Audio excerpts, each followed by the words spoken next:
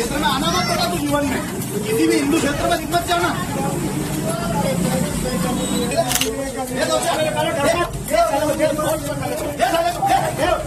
एक एक को सब मारो यार, एक एक सब मारो, एक एक को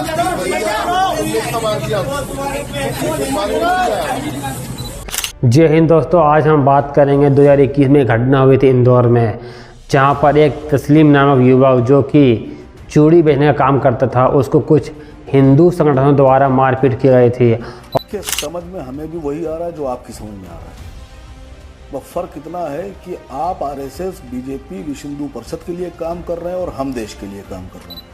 गृह विभाग की रिपोर्ट यह है कि वो चूड़ी बेचता था। चूड़ी बेचने के लिए वो उस मोहल्ले में, वार्ड में था, हिंदू नाम रखा हुआ था। और जब उसके खिलाफ जब उसने एक मामला पुलिस में दर्ज कराई तो उल्टा ही उसे गिरफ्तार कर दिया गया और उसको पॉक्सो एक्ट के तहत उस पर केस दर्ज किया गया और लगभग 4 महीने उन्होंने जेल में गुजारे। उसके बाद दोस्तों उन्होंने एक लंबी कानूनी लड़ाई की। पर दोस्तों आज ये 2024 है और इस पर हम बात क्यों कर रहे हैं, क्योंकि 2024 में उसे इंसाफ मिल चुका है। उसे खास करके हाई कोर्ट द्वारा निर्दोष साबित कर दिया गया और जो उस पर कौन कौन से चार्ज लगे गए थे उन पर सभी तरह से उसको पूरी तरह से मुक्त कर दिया गया, दोष मुक्त कर दिया गया है। तो इसी के बारे में दोस्तों आइए हम लोग विस्तार से जानते हैं। जबकि वो कुछ था दूसरे समुदाय से। आधार कार्ड भी इसी तरह के 2 मिले हैं और उसके कारण से वहां पर बेटियों को, बहुओं को वो सावन के दिन चूड़ियां पहनाने का ज्यादा हमारे यहाँ पर परंपरा है। वहां से विवाद शुरू हुआ था। यही नहीं, अभी और सुनिए। इसके बाद 2 आधार कार्ड कैसे मिले? सर आप थे वहां मौजूद? ये पुलिस का वर्जन, पुलिस का वर्जन, वो आधार कार्ड मिले। वर्जन है सर। सुनिए सर, 14 सुनिए सर, बोलने दीजिए एक बार। सईद आसिम वकार को बोलने देते हैं। बोलिए सईद आसिम वकार। 2 अरे आधार, सुनिए सर, 2 आधार बहुत देर आप लोग पहचान बोले, छुपाने मैं की क्या सर जरूरत थी? जी बॉस, ये सब दोगलापन है। मैं तेरा दोगलापन उतारता हूँ कि अदालत ने तस्लीम अली को सभी आरोपों से बरी कर दिया है। कौन है तस्लीम अली? वही जो वीडियो में पिटता नजर आ रहा है, जिसके जेब में लोग पैसे ढूंढ रहे हैं, जिसके लिए लोग कह रहे हैं कि एक एक हाथ तो सबको मारना है।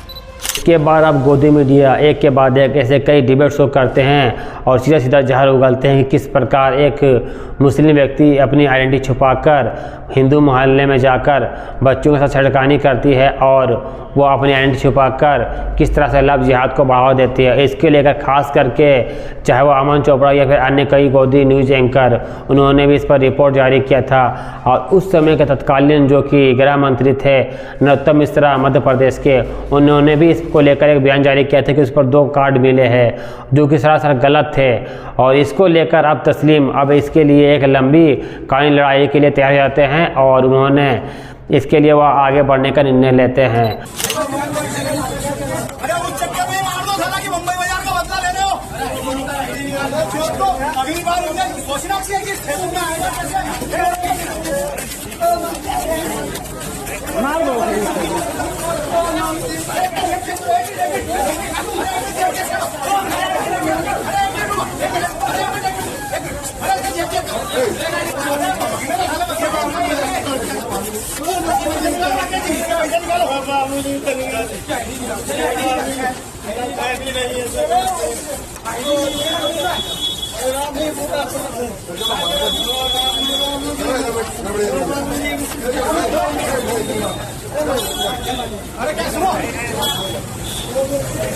घटना के बाद पूरी तरह से गोदी मीडिया हो और ख़ास करके अमन चोपड़ा, उन्होंने इसको लेकर एक डिबेट शो की थी। इस डिबेट शो में उन्होंने दिखाया किस प्रकार एक चूड़ी वाला पूरी तरह से इंदौर में जाकर लव जिहाद फैला रहा है, बच्चों के साथ छेड़खानी कर रहा है और ना जाने वगैरह किस तरह के इल्ज़ाम लगाकर अपनी राजनीतिक रोटी सेक रहा था और पूरी तरह से एक खास कम्युनिटी को टारगेट कर रहा था। और इसी को लेकर जब गृह मंत्रालय से भी सवाल पूछा गया, जो उस समय के गृह मंत्री थे नरोत्तम मिश्रा, उन्होंने भी कहा था कि उसके पास 2 आइडेंटिटी कार्ड बरामद हुए हैं, एक हिंदू के एक मुस्लिम के, जिसके बाद दोस्तों यह मामला पूरी तरह से गर्म हो जाता है और तब जाकर तस्लीम ने खाई थी कि जब तक मैं इस केस में बरी ना हो जाऊं तब तक मैं केस को छोड़ूंगा नहीं।